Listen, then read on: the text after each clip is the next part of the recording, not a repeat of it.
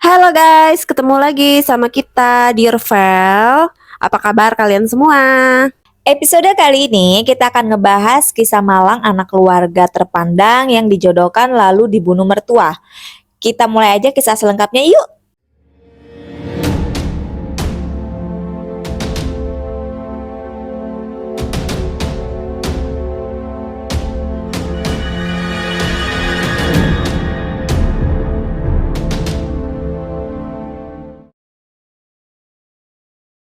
Nasib malang menimpa Fitria Almuniro Hafidlodiana yang tewas di tangan mertuanya Hoiri. Leher Fitria digorok Hoiri dengan pisau dapur. Bejatnya, Hoiri sempat mau meruda paksa Fitria sebelum membunuhnya. Fitria sendiri sebenarnya berasal dari keluarga terpandang. Nurul Afni, ibunda Fitria, merupakan seorang kepala sekolah SMP di kawasan Kalibokor, Surabaya. Fitria merupakan anak pertama dari 3 bersaudara dari pernikahan Nurul dengan Munir.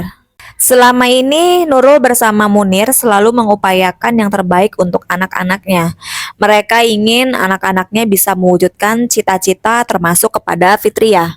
Oleh sebab itu, Nurul dan Munir berjuang keras memberikan pendidikan yang terbaik untuk ketiga anaknya. Terbukti, Fitria dikuliahkan di jurusan akuntansi Universitas Terbuka. Fitria kerap mendapatkan nilai memuaskan di bangku kuliah. Namun pendidikan tinggi yang sudah dibangun itu seolah langsung runtuh ketika Fitria dijodohkan.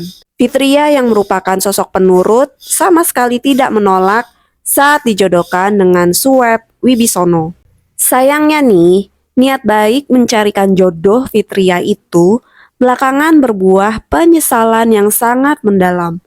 Nurul tak menyangka bahwa kisah perjodohan Fitria dan Suweb berujung kejadian tragis.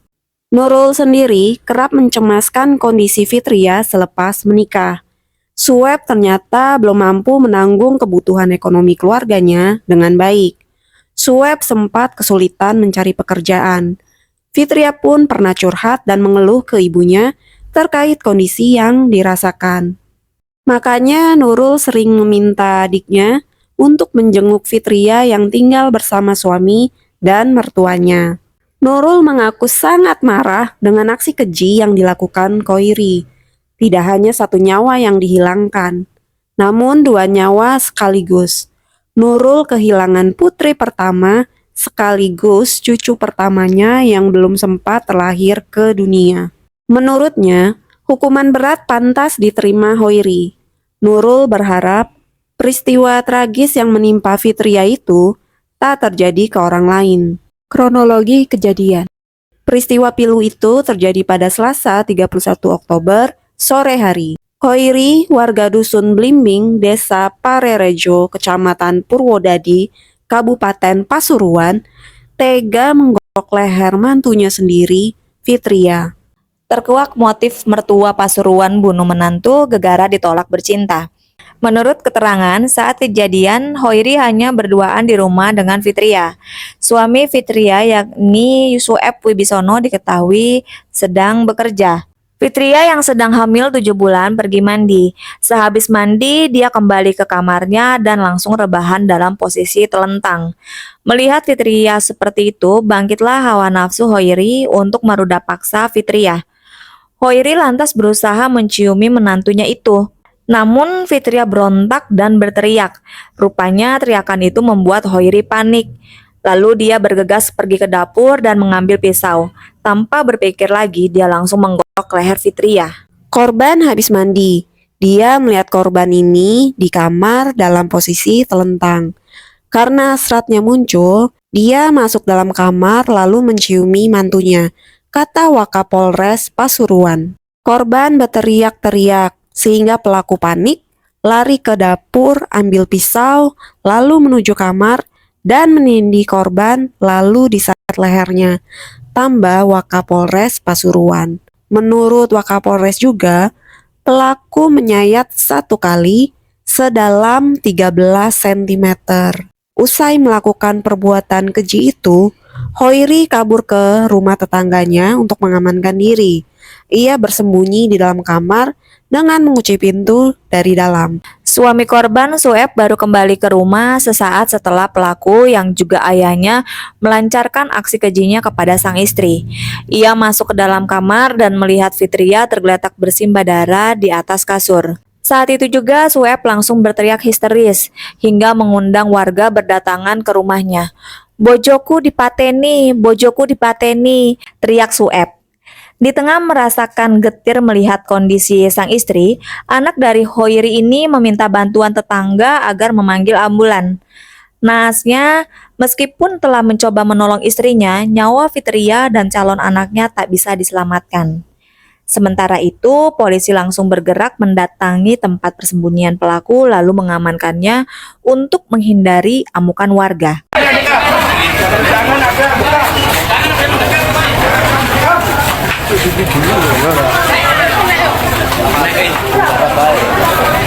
Dari hasil penangkapan, polisi berhasil mengamankan sejumlah barang bukti, satu buah pisau dapur dengan panjang 30 cm yang terdapat bercak darah, selimut berwarna biru, dan ponsel milik korban. Tabiat besan. Orang tua Fitria tahu tabiat besan yang suka main wanita. Nurul, ibu dari Fitria, mengaku sudah lama meminta anaknya keluar dari rumah itu. Permintaan ini karena Nurul tahu besannya yang sudah 10 tahun menduda suka main wanita. Diketahui, usai menikah pada Mei 2023, Fitria tinggal bersama sang suami Sueb dan mertuanya Khoiri di Pasuruan. Nurul mengaku sudah lama meminta kepada Sueb agar meninggalkan rumah dan memulai hidup baru dengan cara kontrak atau indekos.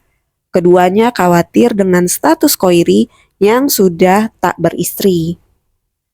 Kekhawatiran ini bukan tanpa alasan, sebab Khoiri dikenal memiliki kebiasaan sering main perempuan. Selain itu, besannya ini kerap bercerita bahwa tak memiliki keyakinan yang kuat pada agama.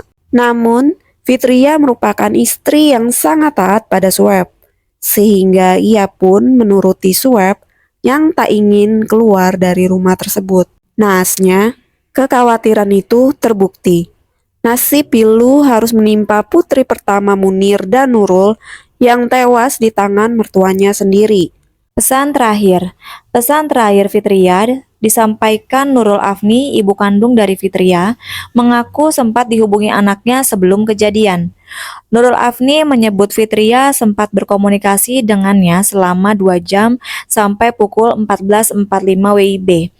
Saat itu keduanya diketahui berbincang ringan seputar menanyakan kabar keseharian, disertai senda gurau hangat seperti biasanya. Saya video call dari jam 13.00 sampai dengan 14.45, hampir jam 3 sore. Aku menduga ya jam itu setelah kami telepon. Kemudian, kalau kata polisi diketahui pertama sama suaminya ya jam 4-an atau jam 5-an, kata Nurul.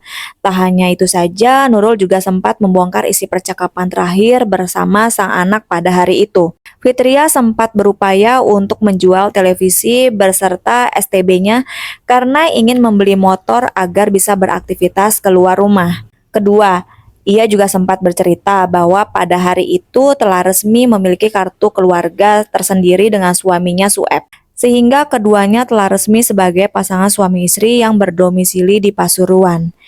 Bukan itu saja isi percakapan tersebut, sang anak kerap beberapa kali menyampaikan permohonan maaf yang tak jelas peruntukan atas kesalahan apa. Namun hal tersebut sama sekali tak disadari Nurul sebagai firasat tanda sang putri akan pergi. Sampai akhirnya sekitar pukul 17.30 WIB, ia tak menyangka bakal memperoleh kabar mengagetkan bahwa sang anak tak sadarkan diri hingga dibawa ke puskesmas Purwodadi. Hal itulah yang membuat Nurul tak menyangka ucapan sang anak sulung menjadi pertanda peristiwa tragis ini terjadi. Ancaman hukuman. Akibat perbuatannya, pelaku dijerat dengan pasal 338 KUHP dan atau pasal 351 ayat 3 KUHP tentang pembunuhan. Ancaman hukuman pidana penjara paling lama 7 tahun. Femisida. Kasus mertua bunuh menantu tergolong femisida. Apa itu dan apa penyebabnya? kasus pembunuhan menantu perempuan oleh mertua tergolong femisida. Komisi Nasional Anti Kekerasan Terhadap Perempuan atau Komnas Perempuan menyebut femisida terjadi karena berbagai penyebab. Di antaranya, rasa superioritas laki-laki berupa rasa cemburu, ketersinggungan maskulinitas, atau pertengkaran yang memuncak pada amarah.